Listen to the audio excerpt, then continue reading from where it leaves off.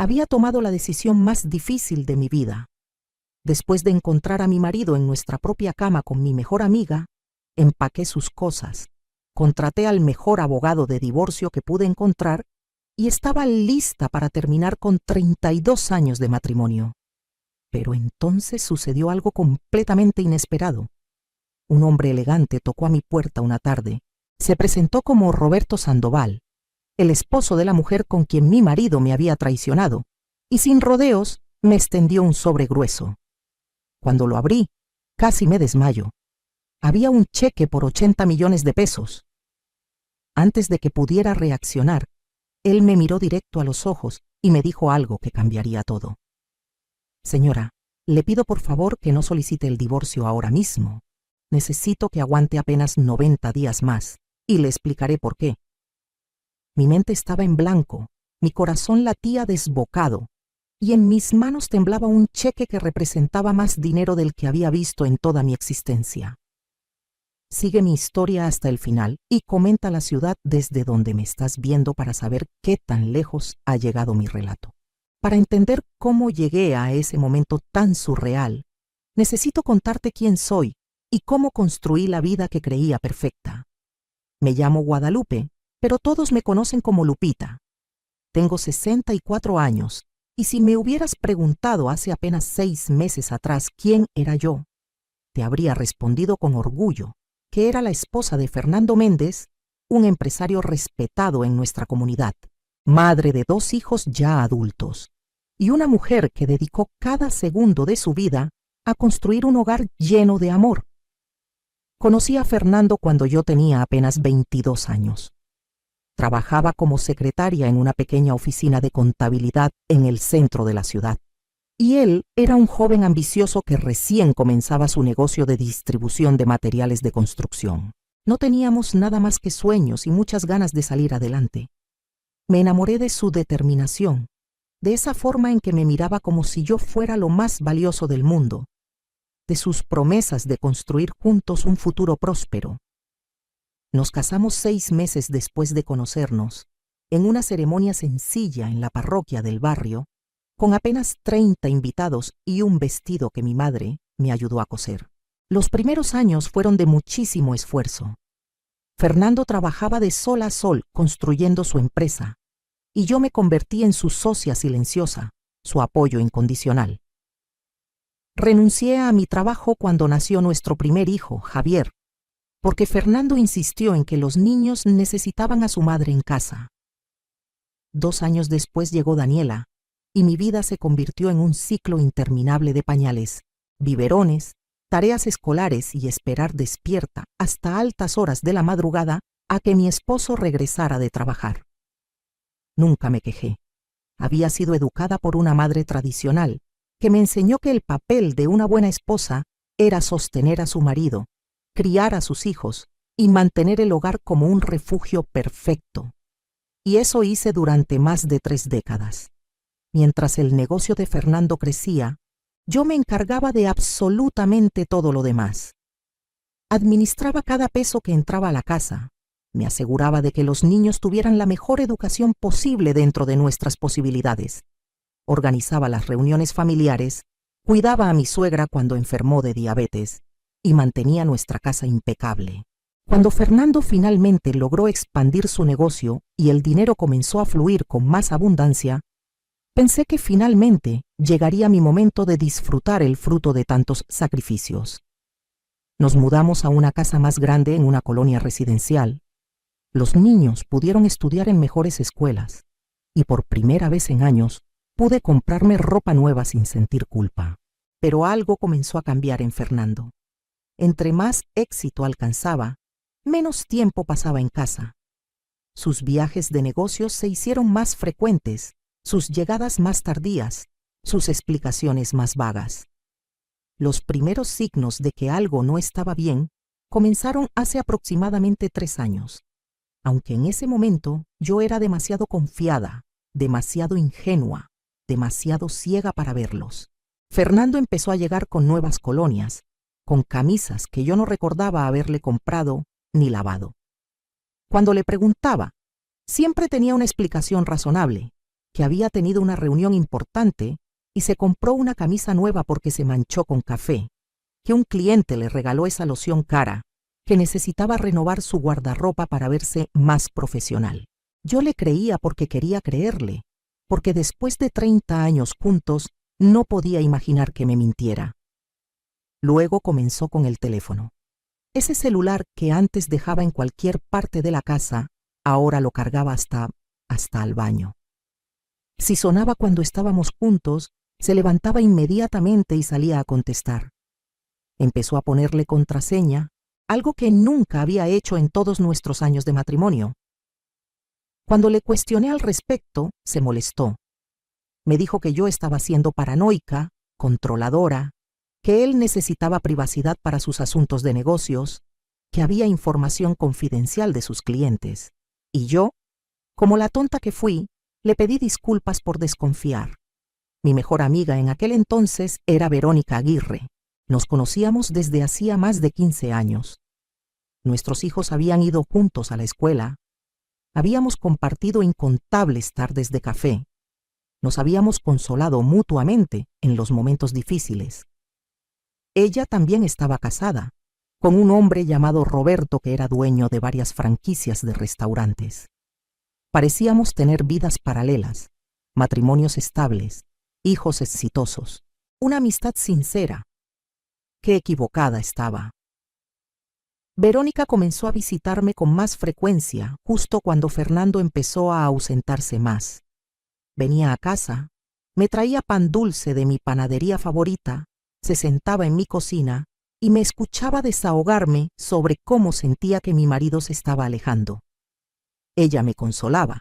Me decía que todos los matrimonios pasaban por etapas difíciles, que Fernando probablemente estaba estresado por el trabajo, que yo debía ser más comprensiva y darle espacio. Incluso me animaba a arreglarme más, a sorprenderlo, a reavivar la chispa del romance. Yo seguía sus consejos religiosamente. Me compré ropa nueva, me pinté el cabello, preparaba las cenas favoritas de Fernando, intentaba iniciar conversaciones sobre cómo nos sentíamos. Nada funcionaba.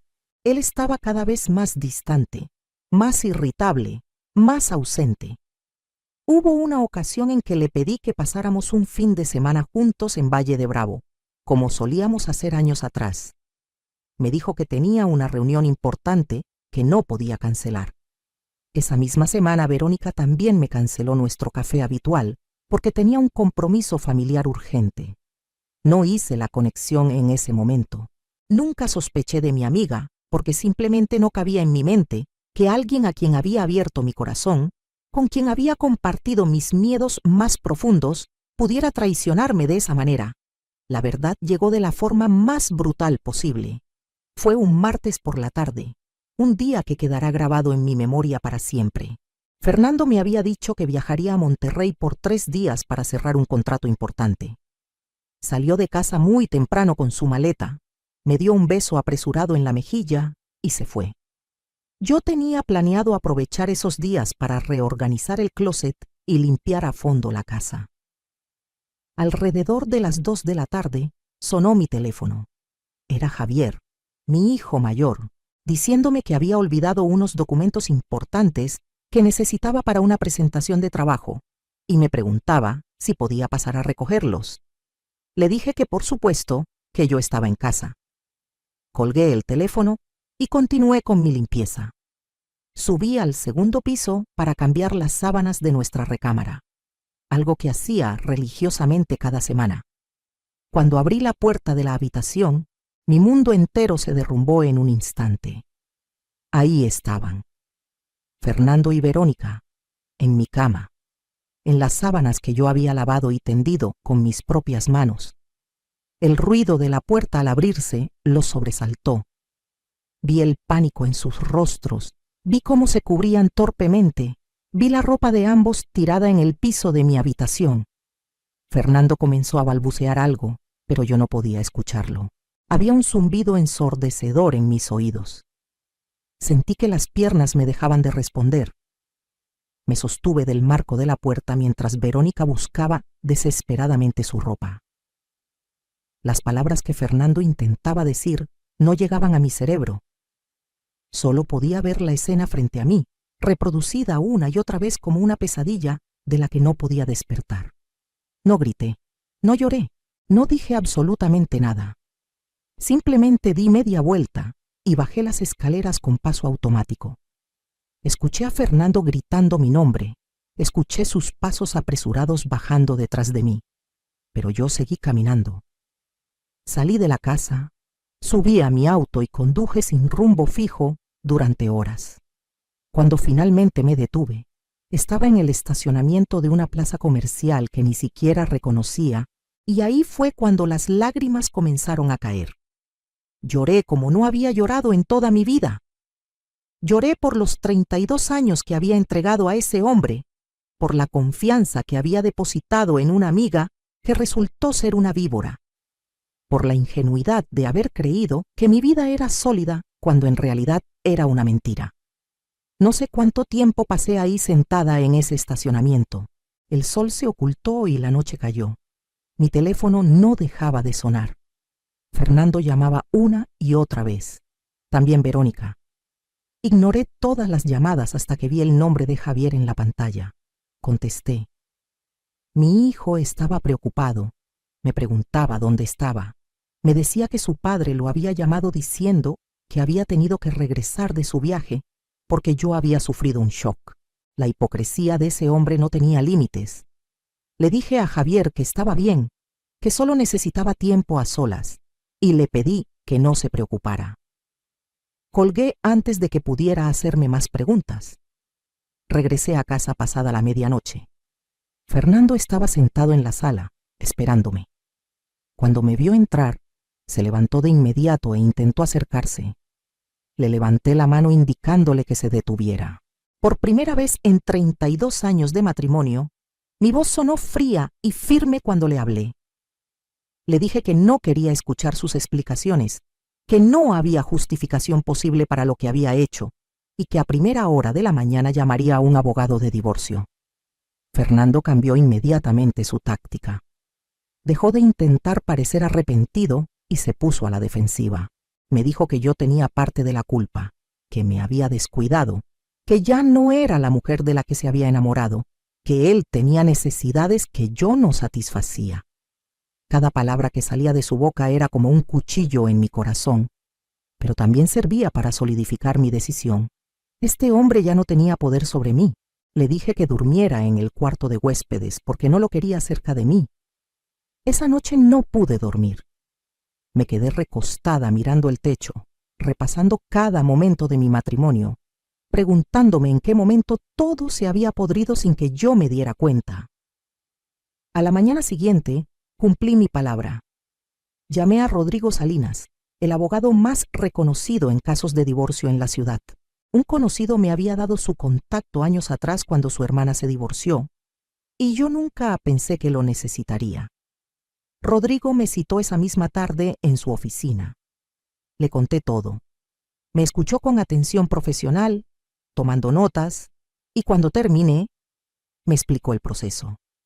Me dijo que dado que yo no trabajaba y había dedicado mi vida al hogar, tenía derecho a una pensión compensatoria significativa. También me explicó que los bienes adquiridos durante el matrimonio se dividirían equitativamente. Por primera vez en días, sentí un pequeño destello de esperanza. No quedaría desamparada. Fernando intentó todo para hacerme cambiar de opinión durante los siguientes días. Pasó de la ira al ruego. Me compraba flores, me dejaba notas de disculpa por toda la casa, me mandaba mensajes diciéndome que había sido un error terrible, que Verónica no significaba nada para él, que me amaba solo a mí.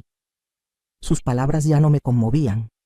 Algo se había roto dentro de mí de forma irreparable. Verónica también intentó contactarme. Me mandó mensajes larguísimos explicando que nunca había querido lastimarme, que las cosas simplemente sucedieron, que ella también sufría con esta situación. Borré cada mensaje sin terminar de leerlos. No le debía ni un segundo de mi tiempo a esa mujer. Habían pasado exactamente 9 días desde el descubrimiento cuando tocaron a mi puerta esa tarde que cambiaría completamente el rumbo de mi historia. Abrí esperando tal vez un paquete o algún vendedor. En su lugar, me encontré frente a un hombre de aproximadamente 60 años, impecablemente vestido con un traje oscuro, de presencia distinguida y mirada seria. Me saludó con cortesía y se presentó como Roberto Sandoval. El apellido me resultó familiar, pero no hice la conexión inmediata. Cuando dijo que era el esposo de Verónica Aguirre, sentí que la sangre se me congelaba. Le pedí que se fuera inmediatamente, que no tenía nada que hablar con él ni con nadie relacionado a esa mujer. Pero él mantuvo la calma y me pidió por favor solo 5 minutos de mi tiempo, que lo que tenía que decirme era importante y beneficioso para ambos. Algo en su tono, en la forma seria pero respetuosa en que me hablaba, me hizo dudar. Lo dejé pasar. Nos sentamos en la sala y el silencio fue incómodo por unos segundos. Entonces Roberto comenzó a hablar. Me dijo que sabía todo sobre el affair entre Fernando y Verónica, que de hecho llevaba meses sabiéndolo, mucho antes de que yo lo descubriera. Me explicó que había contratado a un investigador privado cuando comenzó a sospechar y tenía evidencia documentada de cada encuentro, de cada mentira, de cada detalle de la infidelidad. Me mostró una carpeta llena de fotografías, registros de hoteles, mensajes recuperados. Ver todo eso fue como revivir el trauma, pero también me dio una perspectiva más amplia. Esto no había sido un error de una tarde. Habían estado viéndose durante casi 2 años. 2 años de mentiras elaboradas, de traición planificada, de burlas a mis espaldas. Roberto me miró con una mezcla de compasión y determinación cuando me dijo que él también había querido divorciarse de inmediato al descubrir la verdad. Pero luego se enteró de algo que cambió sus planes. Verónica y Fernando no solo tenían una aventura amorosa, estaban planeando algo mucho más grande. Habían abierto cuentas bancarias conjuntas secretas, estaban desviando dinero de los negocios de ambos esposos y tenían planes de irse juntos del país en unos meses, dejándonos a Roberto y a mí sin nada. Sentí que la traición alcanzaba niveles que no había imaginado posibles. No solo me había engañado con mi mejor amiga, sino que estaba robándome el futuro que yo había ayudado a construir. Roberto sacó entonces el sobre que contenía el cheque por 80 millones de pesos y me lo extendió. Me quedé paralizada mirando esa cantidad. Él me explicó su plan. Necesitaba que yo no solicitara el divorcio todavía, que fingiera ante Fernando que estaba considerando darle otra oportunidad, que lo mantuviera confiado durante 90 días exactos. En ese tiempo, Roberto implementaría una estrategia legal y financiera que aseguraría que tanto Verónica como Fernando perdieran todo. Roberto me explicó su plan con una precisión que dejaba claro que lo había pensado meticulosamente.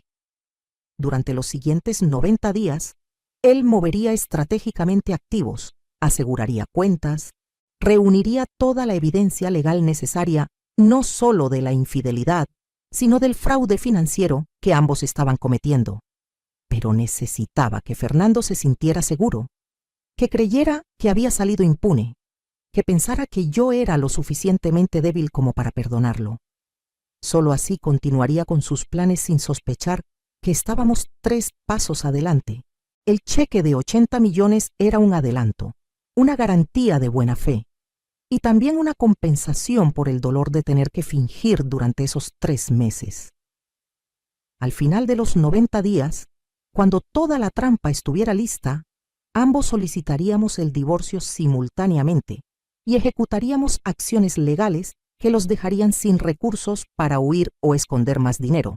Roberto tenía contactos con abogados especializados en fraude corporativo, con investigadores forenses financieros, con gente que podía rastrear cada peso que Fernando y Verónica habían estado desviando. Me sentía abrumada.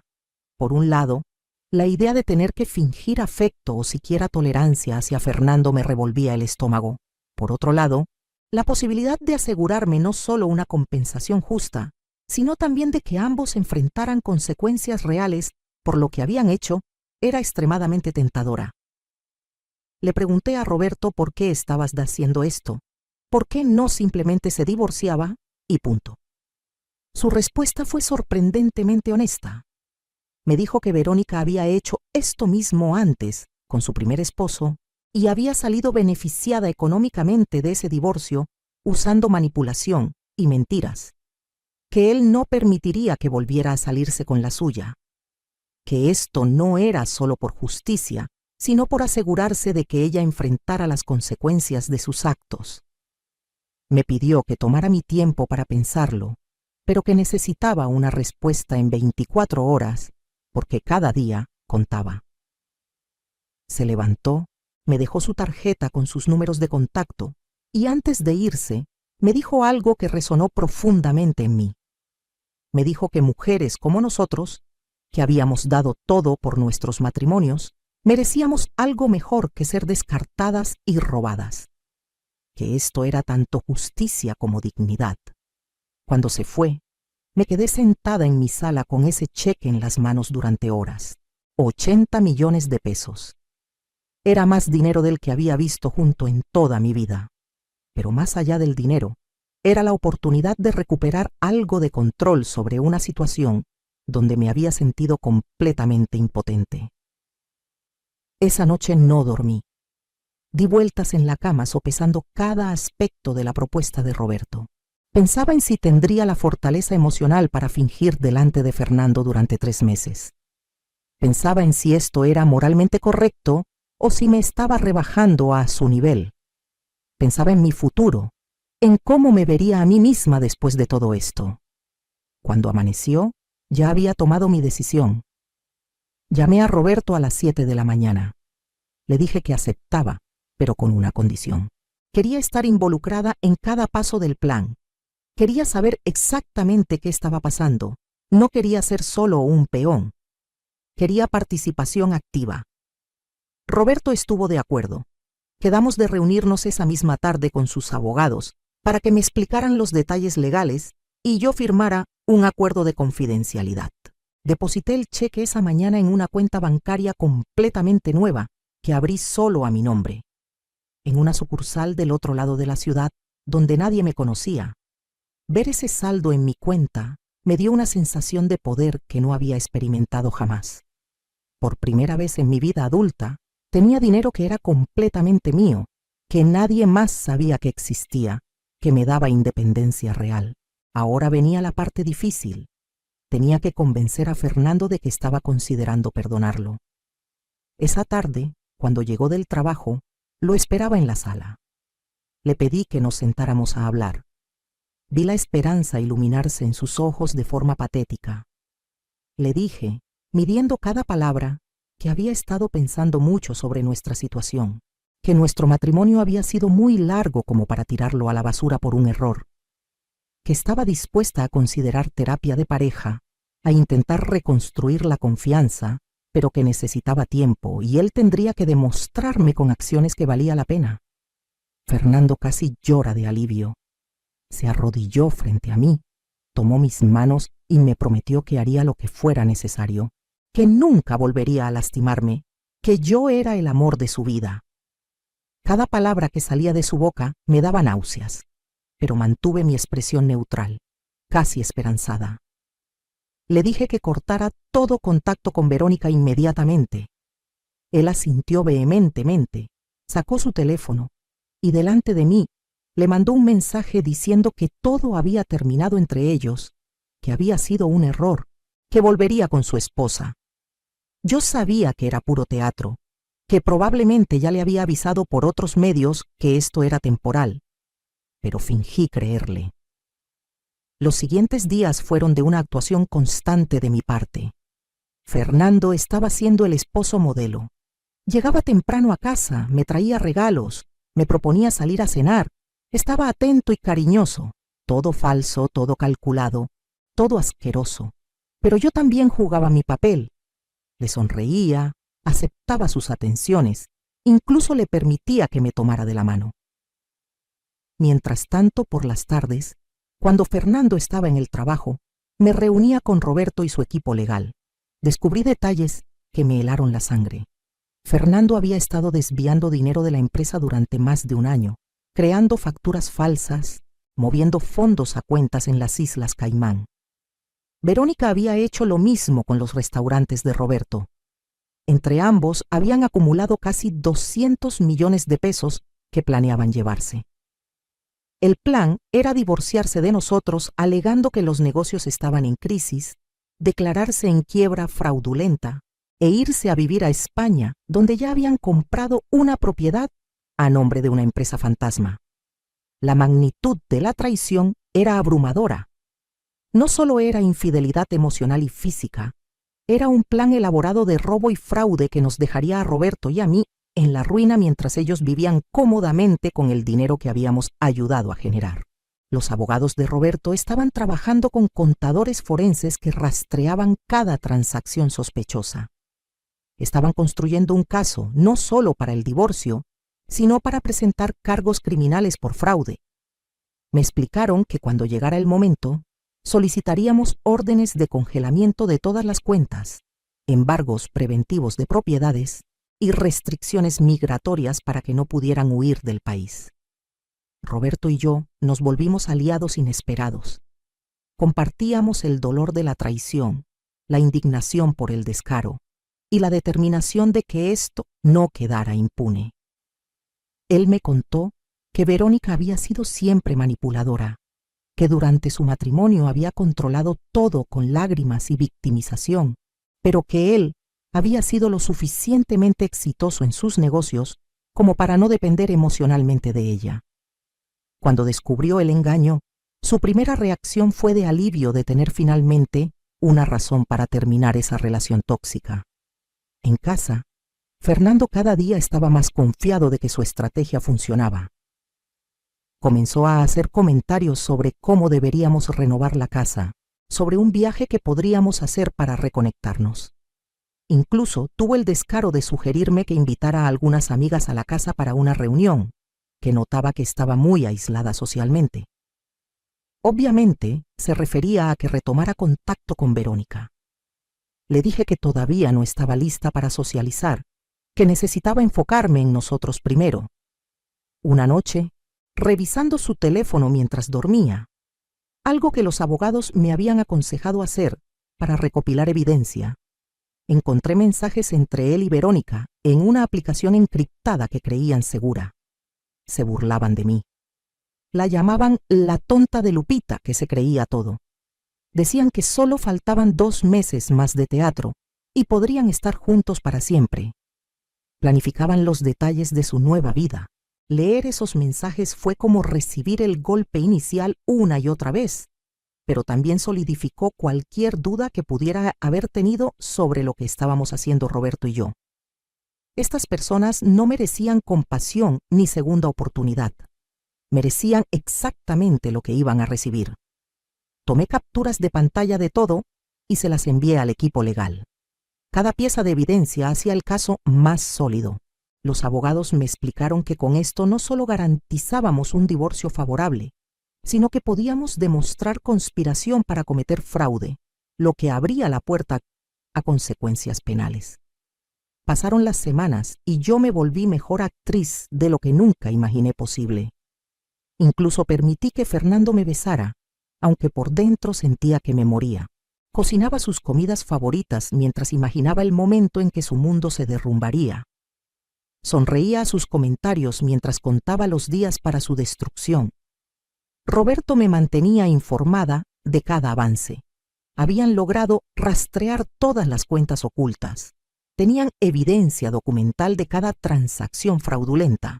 Habían identificado la propiedad en España y ya tenían abogados internacionales listos para congelarla. Tenían registros de todos los encuentros entre Fernando y Verónica, incluyendo el uso de dinero de la empresa para pagar hoteles y viajes que reportaban como gastos de negocios. El caso era hermético. Faltando 2 semanas para cumplirse los 90 días, Fernando me propuso que renováramos nuestros votos matrimoniales. Dijo que quería un nuevo comienzo simbólico, que deseaba demostrarme públicamente su compromiso. La hipocresía me producía arcadas, pero accedí. Incluso fingí emoción. Le dije que me parecía una idea hermosa, que podríamos hacerlo en una ceremonia íntima con solo nuestros hijos y algunos amigos cercanos. Seo. Él estaba eufórico. Probablemente pensaba que me había manipulado completamente, que había ganado. Lo que no sabía era que ese día sería su perdición. Roberto y yo coordinamos que la fecha de renovación de votos, que programamos exactamente en el día 90, sería el mismo día en que ejecutaríamos todo. Los abogados tenían todo preparado. Las demandas de divorcio serían presentadas esa mañana antes de la ceremonia. Las órdenes de congelamiento de cuentas se ejecutarían simultáneamente. Las autoridades fiscales iniciarían investigaciones oficiales. Los embargos preventivos se aplicarían a todas las propiedades y nosotros entregaríamos las notificaciones personalmente. Llegó el día. Me desperté con una mezcla de nervios y anticipación que nunca había sentido. Fernando estaba de excelente humor, canturreando mientras se duchaba, completamente ajeno a lo que estaba por suceder. La ceremonia estaba programada para las 6 de la tarde en el jardín de nuestra casa. Habíamos contratado un pequeño servicio de catering, decoración sencilla, un oficiante. Javier y Daniela vendrían con sus parejas. Fernando había invitado a algunos socios de negocios. Yo no había invitado prácticamente a nadie, porque según le expliqué a Fernando, quería algo muy íntimo después de todo lo que habíamos pasado. A las 9 de la mañana, Roberto y yo nos reunimos con los abogados en su oficina. Firmamos los documentos finales. Las demandas fueron presentadas ante el juzgado familiar. Las órdenes judiciales fueron emitidas. Los mecanismos legales estaban en movimiento. A las 10 de la mañana, Fernando recibió una llamada de su banco, notificándole que sus cuentas habían sido congeladas por orden judicial. Lo escuché desde la habitación gritando al teléfono, exigiendo explicaciones. Bajé tranquilamente las escaleras y lo encontré pálido, sudando, todavía en pijama. Me preguntó histérico si yo sabía algo sobre esto. Le dije que no tenía idea de qué hablaba, que tal vez era un error del banco. Él intentó llamar a Verónica. Su teléfono estaba apagado. Obviamente, ella estaba recibiendo las mismas notificaciones. Fernando intentó mantener la calma. Dijo que iría personalmente al banco a resolver este malentendido, que seguramente la ceremonia tendría que posponerse. Le dije con voz suave que no se preocupara, que yo me encargaría de todo, que fuera a solucionar sus problemas y nos veríamos más tarde. Cuando salió de la casa, llamé a Roberto. Todo iba según el plan. A las 2 de la tarde, 2 oficiales judiciales llegaron a mi puerta con la notificación oficial de la demanda de divorcio. Yo la recibí fingiendo sorpresa y angustia. Les pregunté si tenían que entregarle una copia a Fernando. Me confirmaron que sí, que ya lo habían buscado en su oficina, pero no estaba. Les di su número de celular. Sabía que cuando recibiera esa notificación, vendría corriendo a casa. Efectivamente, a las 3 de la tarde escuché su auto frenando abruptamente en la entrada. Entró como huracán, gritando mi nombre. Lo esperaba sentada tranquilamente en la sala. Traía los documentos de divorcio en la mano, completamente arrugados. Me gritó que qué significaba esto, que cómo podía hacerle esto cuando literalmente íbamos a renovar nuestros votos en 3 horas, que todo había sido un teatro. Me levanté lentamente y lo miré directo a los ojos. Por primera vez en 90 días, dejé caer la máscara. Le dije con voz glacial que sí, que había sido un teatro, pero que el teatro lo había comenzado él hacía 2 años, cuando empezó a acostarse con mi mejor amiga, mientras me mentía en la cara. Vi cómo el color desaparecía de su rostro. Intentó balbucear algo, pero lo interrumpí.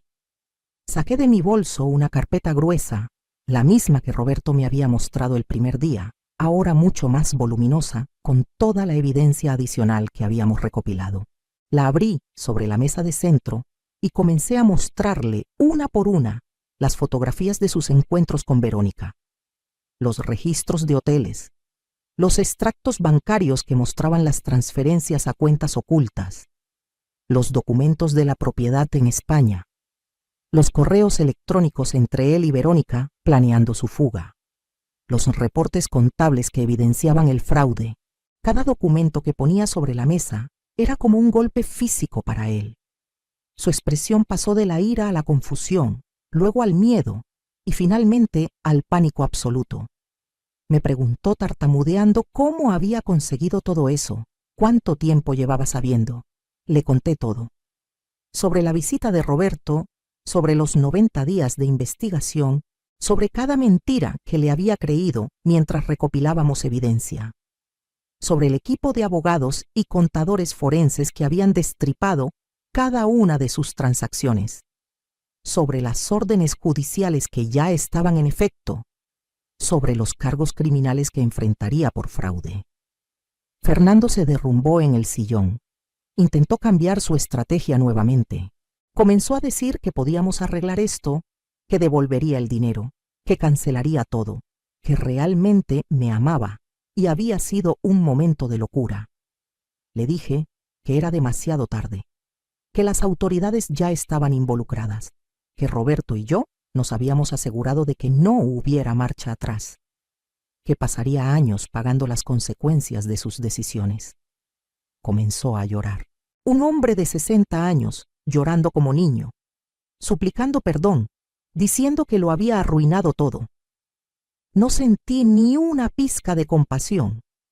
Le dije que tenía exactamente 1 hora para sacar sus cosas esenciales de la casa porque había solicitado y recibido una orden de protección temporal que le prohibía acercarse a la propiedad, que los abogados se comunicarían con él para los procedimientos legales, que no intentara contactarme porque cualquier comunicación sería a través de representantes legales.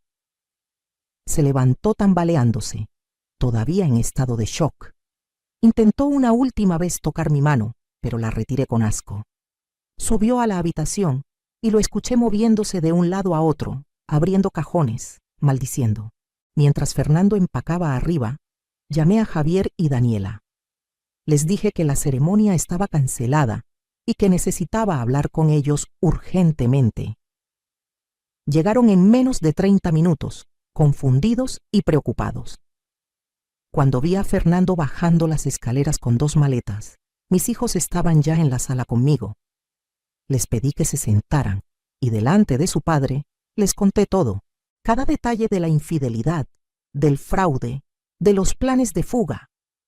Les mostré la misma evidencia que le había mostrado a Fernando.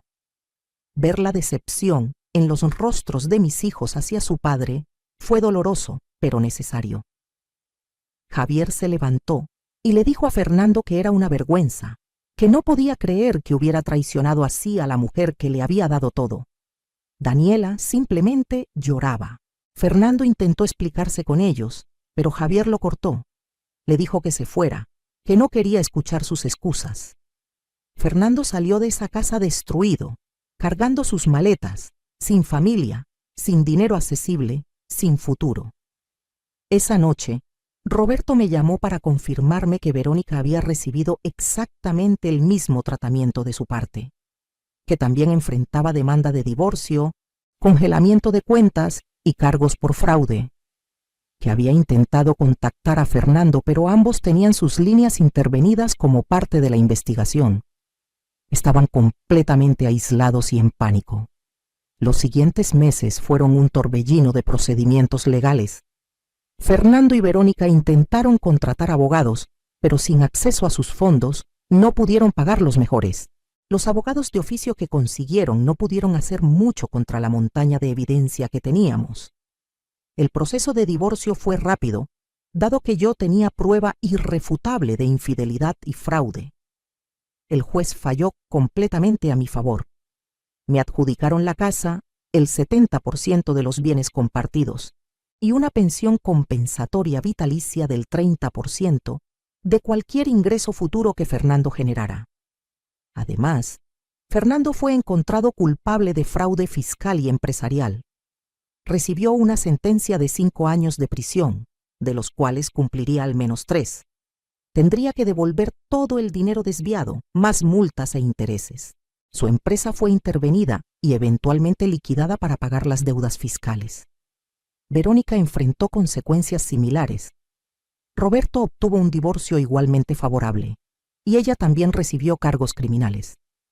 La propiedad en España fue embargada y vendida, y el dinero dividido entre las deudas fiscales y compensaciones para Roberto y para mí. Pero más allá de las consecuencias legales y financieras, hubo justicia social. La historia se filtró en nuestros círculos sociales.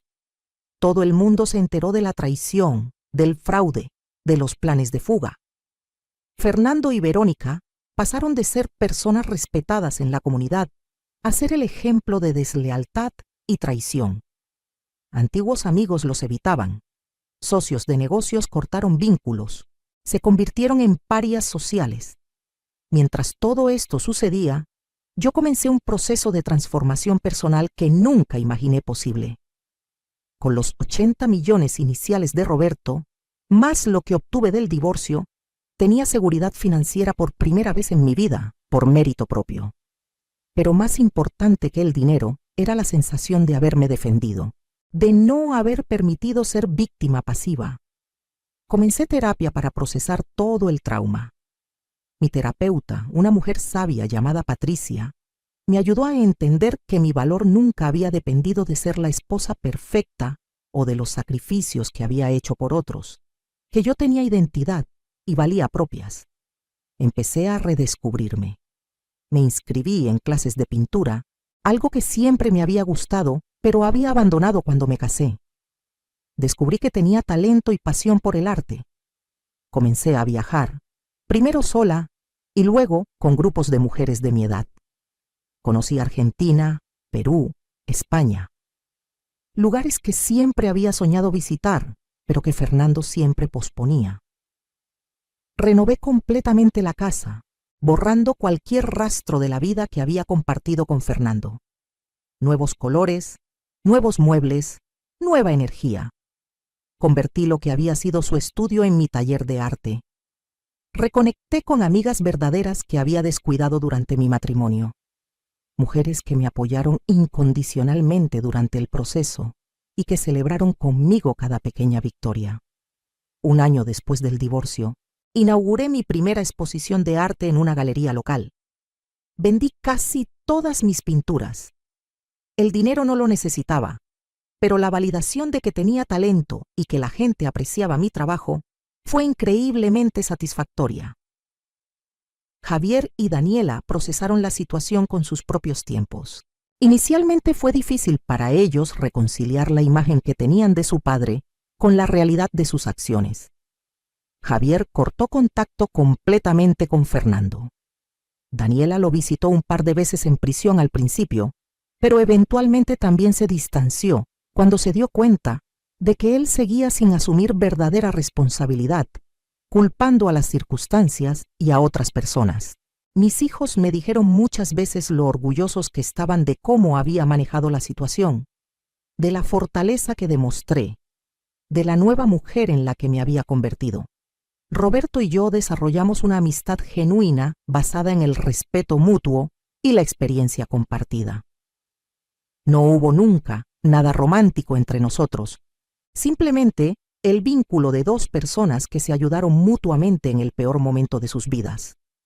Cenábamos juntos ocasionalmente, compartíamos cómo iban nuestros respectivos procesos de sanación, nos aconsejábamos mutuamente.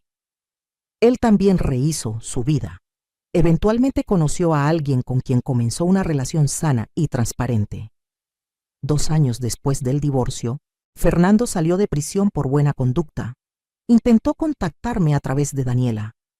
Le mandó una carta larguísima pidiendo perdón, explicando que había tenido mucho tiempo para reflexionar sobre sus errores, que entendía el daño que causó, que no esperaba que lo perdonara, pero quería que supiera que estaba arrepentido. Le pedí a Daniela que le dijera que había leído su carta, que aceptaba sus disculpas para su propia paz mental, pero que no tenía interés en ningún tipo de relación o contacto con él, que siguiera adelante con su vida como yo había seguido con la mía.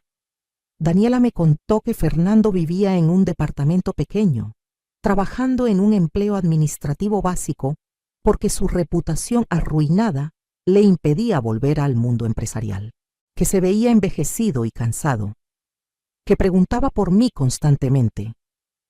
No sentí satisfacción maliciosa al escuchar sobre su situación, simplemente indiferencia. Ese hombre ya no tenía ningún poder emocional sobre mí. Verónica intentó contactarme una vez, también a través de intermediarios, diciendo que quería disculparse en persona. Rechacé la propuesta inmediatamente. No le debía ni un segundo de mi tiempo a esa mujer. Según supe, ella también enfrentó tiempo en prisión y salió completamente arruinada financiera y socialmente. Su familia la había repudiado. Vivía con una prima lejana que le dio techo por lástima. El karma había hecho su trabajo. Hoy, a mis 67 años, vivo la vida más plena y auténtica que he tenido jamás. Mi casa es mi santuario, llena de color, arte y energía positiva. Tengo un círculo de amigas maravillosas con las que viajo, comparto, celebro. Mis hijos me visitan regularmente con mis nietos, que están creciendo conociendo a una abuela fuerte, independiente y feliz. Sigo pintando y he vendido obras en varias galerías. Incluso he dado algunas conferencias en centros comunitarios para mujeres sobre empoderamiento y recuperación después de traumas. Mi historia ha inspirado a varias mujeres de mi edad a no conformarse con matrimonios infelices o abusivos. El dinero que obtuve del divorcio y de Roberto lo he administrado sabiamente. Contraté a un asesor financiero y diversifiqué mis inversiones. Tengo seguridad económica para el resto de mi vida y más que suficiente para dejarles herencia a mis hijos. Pero lo más valioso que obtuve de toda esta experiencia no fue el dinero ni la justicia legal. Fue descubrirme a mí misma. Aprender que después de décadas de definirme a través de mi relación con otros, esposa de, madre de, amiga de, yo era simplemente Lupita. Una mujer con sueños propios, talentos propios, fortaleza propia. Aprendí que nunca es tarde para reinventarse, que el perdón no significa reconciliación, que poner límites no es crueldad sino amor propio, que la lealtad mal depositada es traición a una misma. Hay días difíciles todavía, momentos en que recuerdo los años felices con Fernando antes de que todo se corrompiera y siento melancolía por lo que pudo haber sido. Pero rápidamente me recuerdo que aquella felicidad estaba construida sobre cimientos falsos, que estaba viviendo una mentira sin saberlo, y que mi vida actual, aunque llegó después de un dolor inmenso, es auténticamente mía.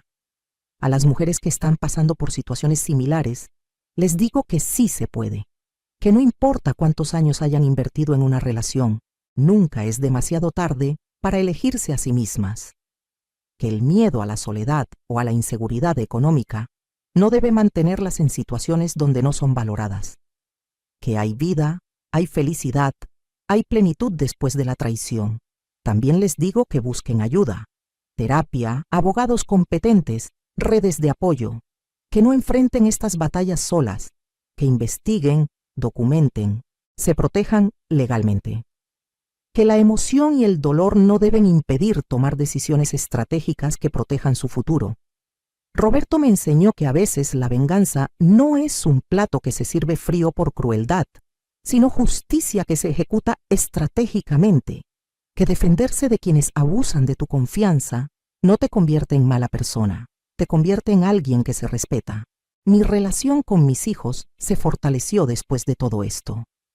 Me ven de manera diferente ahora, no solo como su madre abnegada, sino como una mujer completa con identidad propia. Daniela me dijo hace poco que yo soy su inspiración, que si algún día enfrenta una situación difícil en su matrimonio, espera tener la mitad de la fortaleza que yo demostré. Mirando hacia atrás, hay cosas que habría hecho diferente. Habría prestado más atención a las señales tempranas. No habría sacrificado tanto de mí misma por la idea de ser la esposa perfecta. Me habría mantenido profesionalmente activa para tener independencia. Habría cultivado más mi identidad individual. Pero también reconozco que cada experiencia, incluidas las dolorosas, nos moldean. Y quién soy hoy no existiría sin haber pasado por lo que pasé. He aprendido a tener compasión por la Lupita de hace años. Esa mujer que confiaba demasiado, que daba sin límites, que creía en el amor incondicional. No era tonta, era producto de una generación y una cultura que nos enseñó que nuestro valor estaba en nuestro sacrificio por otros.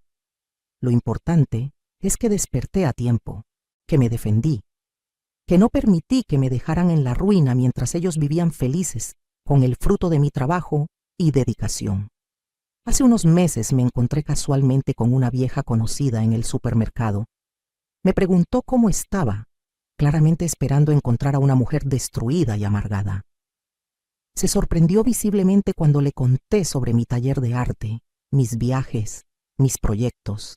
Me dijo que me veía más joven y radiante que hace años. Y es verdad. Cuando vives auténticamente, cuando te liberas de relaciones tóxicas, cuando te priorizas, rejuveneces por dentro y por fuera. La vida tiene una forma curiosa de balancearse. Fernando perdió todo, su familia, su reputación, su libertad, su dinero. Verónica también. Y yo, que supuestamente era la víctima destinada a quedar destruida, terminé ganando en todos los aspectos. No solo materialmente, sino emocional y espiritualmente. Todavía mantengo contacto ocasional con Roberto. Él también rehizo su vida completamente. Me agradece seguido por haber aceptado su plan. Dice que sin mi colaboración no habría podido ejecutar la justicia que ambos merecíamos. Yo le agradezco a él por haberme dado la oportunidad de defenderme estratégicamente en lugar de solo ser una víctima pasiva. A veces pienso en esa tarde cuando Roberto tocó mi puerta con su propuesta. Si hubiera dicho que no, si hubiera procedido con el divorcio inmediatamente sin estrategia, probablemente Fernando y Verónica habrían logrado esconder más dinero, habrían huido del país, y yo habría quedado con mucho menos. Esos 90 días de fingir fueron los más difíciles de mi vida, pero también los más estratégicamente brillantes. Ahora tengo planes para el futuro que no involucran a nadie más que a mí misma. Estoy considerando comprar una pequeña casa en la playa en Oaxaca para pasar temporadas pintando y disfrutando el mar. Quiero escribir un libro contando mi historia para ayudar a otras mujeres. Estoy pensando en establecer una fundación que ayude a mujeres mayores que enfrentan divorcios difíciles, brindándoles asesoría legal gratuita y apoyo emocional. Quiero que mi experiencia sirva para algo más grande. Mis nietos me llenan de alegría. Les cuento historias, no todavía la completa de su abuelo porque son pequeños, pero sí les enseño sobre la importancia de la honestidad, del respeto, de valorarse a sí mismos. Quiero que crezcan entendiendo que el amor verdadero no lastima, no engaña, no manipula. He salido en algunas citas. Nada serio todavía, y honestamente no sé si quiero volver a tener una relación formal. Disfruto mi independencia, pero me he permitido conocer personas, compartir conversaciones, descubrir que todavía puedo sentir atracción y ser deseada. Es liberador no necesitar a alguien, sino simplemente elegir compartir si así lo deseo. La terapia me ayudó a entender que el trauma de la traición no tiene que definir el resto de mi vida, que puedo recordar sin que me destruya, que puedo aprender sin quedarme atascada en el resentimiento. El perdón no fue para Fernando ni para Verónica, fue para mí, para liberarme del peso del odio que solo me lastimaba a mí misma. Cada mañana me despierto en mi habitación renovada, en mi casa, que ahora es completamente mi espacio, y siento gratitud. Gratitud por haber tenido el valor de defenderme. Gratitud por los amigos y familia que me apoyaron. Gratitud por la oportunidad de reinventarme. Gratitud incluso por el dolor porque me enseñó quién soy realmente. A las mujeres que me están escuchando y que quizás están enfrentando situaciones similares, quiero decirles esto con todo mi corazón. Ustedes son más fuertes de lo que creen. Merecen respeto, honestidad, amor verdadero. No se conformen con menos. No permitan que el miedo al cambio las mantenga en situaciones que las destruyen poco a poco. Busquen ayuda, hagan un plan, protejan su futuro. Y sobre todo, nunca olviden que nunca, Nunca es tarde para elegirse a ustedes mismas. El futuro que les espera del otro lado del dolor puede ser más hermoso de lo que imaginan. ¿Qué harías en mi lugar? Comenta abajo y cuéntame si has enfrentado algo similar o si conoces a alguien que necesite escuchar esta historia. Comparte este relato con esa amiga que sabes que lo necesita. Y recuerda, la vida comienza el día que decides que mereces algo mejor.